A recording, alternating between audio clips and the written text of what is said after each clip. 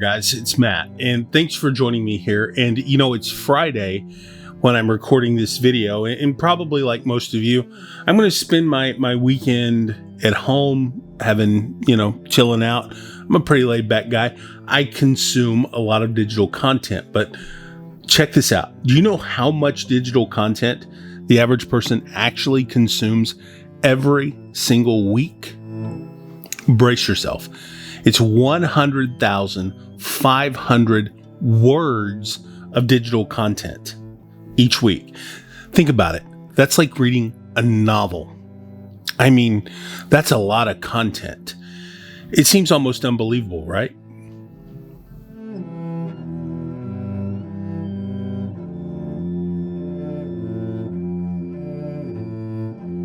So now let's dive into the hidden costs of what digital content costs. Okay, and I'm not just talking about the fees, right? Like the subscription fees. I'm not talking about that. I'm going to go way deeper on this. I'm talking about the cost as far as our relationships, like with our families and our friends, and what this stuff does to us. In fact, for a lot of people, consuming digital content and engaging in digital activities such as this, watching this video, can lead to addiction.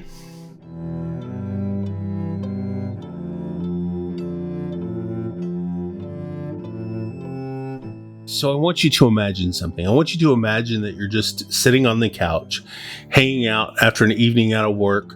Your wife is streaming something on TV. You're scrolling through your phone, maybe listening to music on headphones, watching YouTube or TikTok, whatever it is you do, right?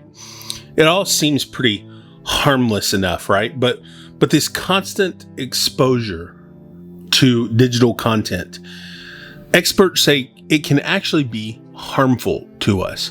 So what kind of content are you consuming, right? And how much of it are you consuming? Think about this. It can lead to things like FOMO, the fear of missing out on something, right? Or it can lead to anxiety. And as I said earlier, it can even lead to addiction in some people. And as a bigger guy who's on a diet and trying to lose weight, I realized that I was addicted to food. And I was addicted to being in front of a screen all day, every day, creating content, filming content, on the move. It takes a toll on you, just like it took a toll on me. And I'm not saying that digital content is bad, but we have to control it. We have to regulate it, folks. Digital content can be a bad thing if we allow it to consume us. The key here is moderation.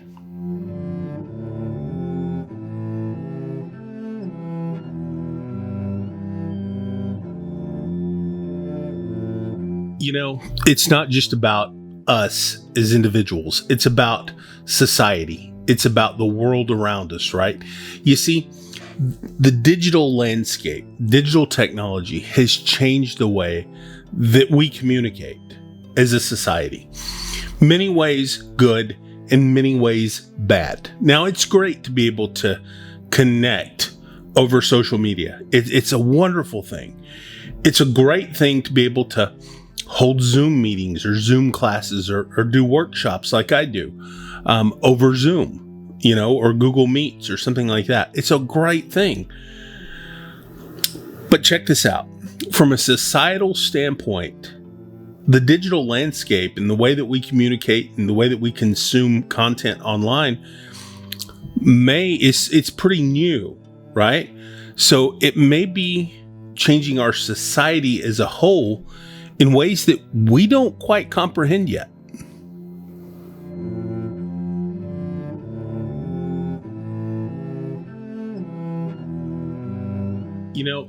I want to kind of give you a personal anecdote here about me in my life. I've always been a bigger guy, and I mentioned this a little bit earlier in the video. I've always been a little bit bigger of a guy, okay? But I had a job for many years that I traveled quite a bit. I moved around quite a bit. I was out working as a journalist and photographing stories, and I was constantly on the move, right? So even though I was always about 250 pounds or so, something like that, pretty big guy, but I didn't realize something.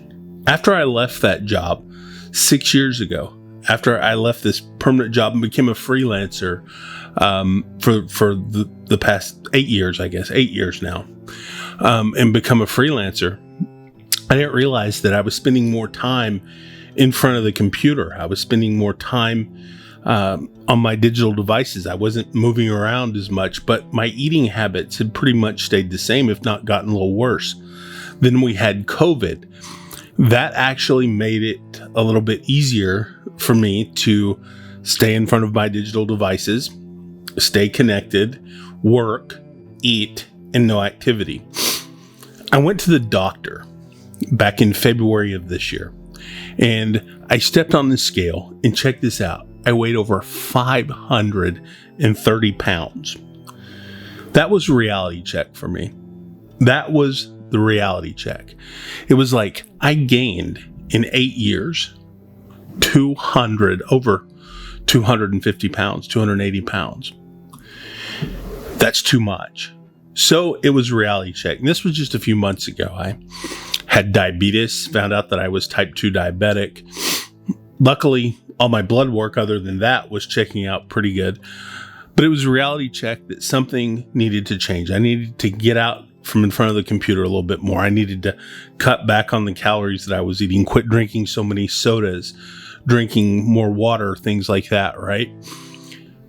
I realized that something needed to change. When I went back to the doctor now, 3 months later, for a follow-up visit with my doctor, my A1C had dramatically decreased. I had lost almost 30 pounds. And the big change I made, I cut back on my digital content consumption. And that was a game changer for me. And it got me to thinking about what we're doing to ourselves, to our lives, to our relationships, and to our world as we're consuming digital content, and how unhealthy it had become for me personally. And now I'm trying to control that more and more, even though I'm still sitting here making a few videos for you.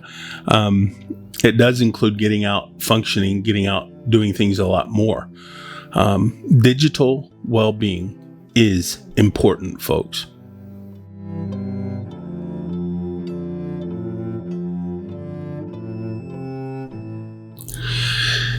Kind of in conclusion here, I just want to remind you that it's really important, guys and gals, to be mindful of our digital content consumption. Slow it down. Do what I've done. Get out from in front of the computer. Go for more walks. Enjoy the fresh air. Enjoy the personal human reaction and connections that we have together. It's really important. And above all else, remember that your physical and mental health are really the same thing. And that's important. That's what is crazily important. And it's essential that you strike a balance with that, especially in this digital age.